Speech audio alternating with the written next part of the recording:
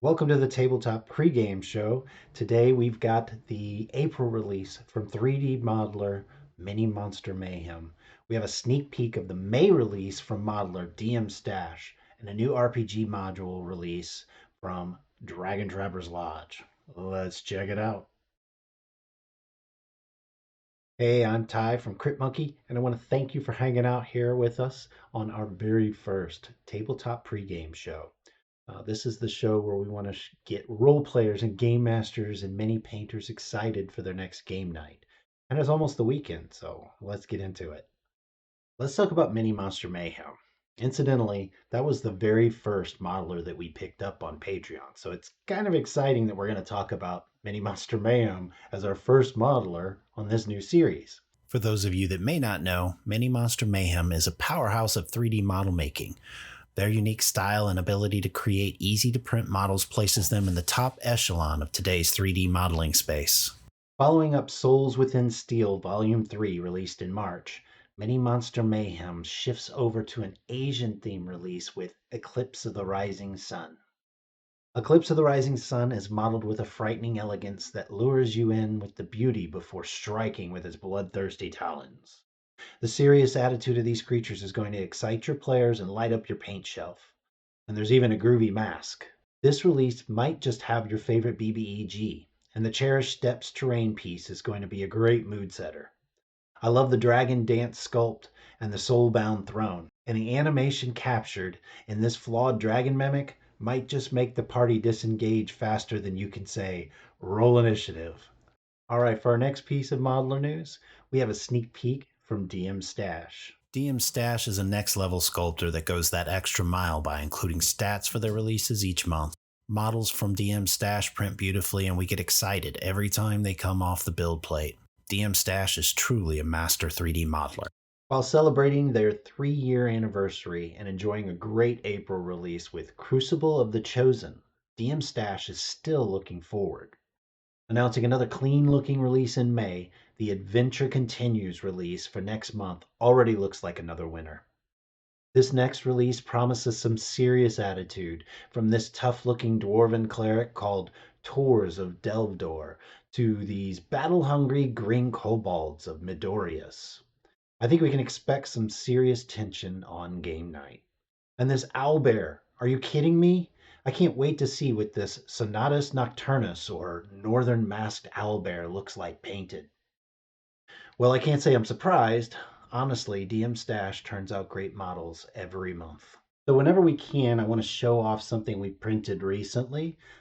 This will hopefully give you an idea of the size of the print quality of the sculptors that we're talking about all the time on this series.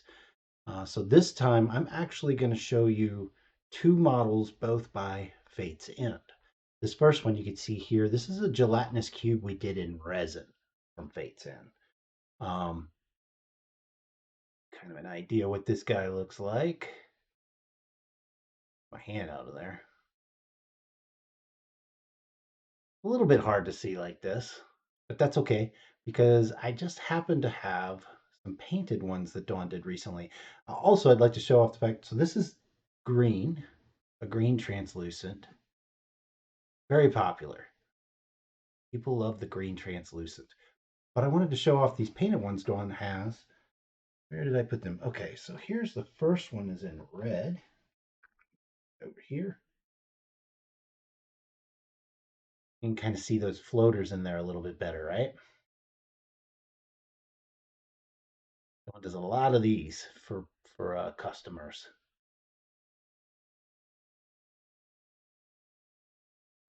Isn't that great? The shield's halfway in, halfway out. The other thing I like about these is that you can paint on, if I can angle this properly, the inside as well. Hopefully you can see that. There we go. There's items on the inside. Kind of gives it a neat dimension. So there was a red one, and also Dawn just happens to have, I'm colorblind, but I believe this is purple. It might be a blue. You can yell at me in the comments about it. I love the contrast of this one.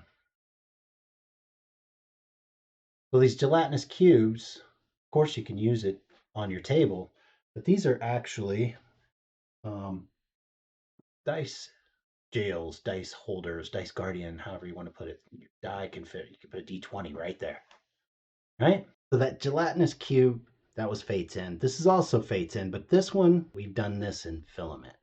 This is a multicolored metallic, like a color changing metallic. And I love the way this one looks. I love the dangling light. See up here, I just used this one recently actually too in a game last weekend. Here's where you put your die. And of course he comes out down at the bottom there. Love this one. Hopefully you can see how nice that is whenever you turn it and the lights change on it. This is a great one. I love this one.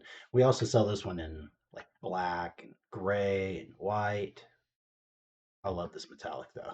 But yeah, I love Fate's End. That's mostly what I like to print on my filament machine. Yeah, they make gorgeous, gorgeous models. So let's talk about some tabletop news. I think it's kind of fun that on our first episode of this series, our first tabletop news is actually coming from a 3D modeler. Dragon Trapper's Lodge, a skilled and experienced 3D modeler, has this month released a 5th edition compatible adventure module they're calling Journey Through the Direlands. This model includes character sheets and stats for some of their April release. I'll let Dr. Peter J. Hackrip read their introduction text for you. He's just got a way cooler voice than me. In an era of creation, a multitude of gods engaged in fervent competition, each imbuing their creations with divine energies and weaving intricate magics into the fabric of existence. Amid this divine rivalry, one god viewed the reliance on magic with disdain, believing in the supremacy of raw strength, evolution, and adaptation. This deity, seeking to manifest their ideals, crafted a realm where magic held little sway over the fundamental forces of nature and survival. This god, known to its later creations as Elduric Thal, envisioned this place not as a sanctuary from the divine tumult, but as a testament to life's ability to prevail through sheer resilience. Here, the creatures were shaped not by spells and enchantments, but by the relentless crucible of nature's law, where only the strongest, most adaptable beings could thrive. Thus, the Direlands were sown. I wanted to share this RPG news with you because it sounds like a lot of fun, and I think we can expect a lot out of this publishing based on the quality and expertise that Dragon Trapper's Lodge provides us every month with their models. Okay, thank you for hanging out with me on this very first Tabletop Pregame Show. We're going to have more of these, so subscribe if you'd like to see more of them, and certainly hit the like, that'll help us out. Hit the notification bell. Do comment and let me know, like, what other kind of things would you like to see in this show? Let me know what you thought of the Fate's End show and tell things that I printed recently that I wanted to share with you. I love Fate's End. I'd love to know what you think about it. Also, check the description for links to these modelers. Check the description for a coupon to our Etsy store for this month if you're interested in any of our models. We have a lot of great modelers. In the meantime, the weekend's here. I hope you're getting ready for and excited for gaming. And yeah, happy gaming.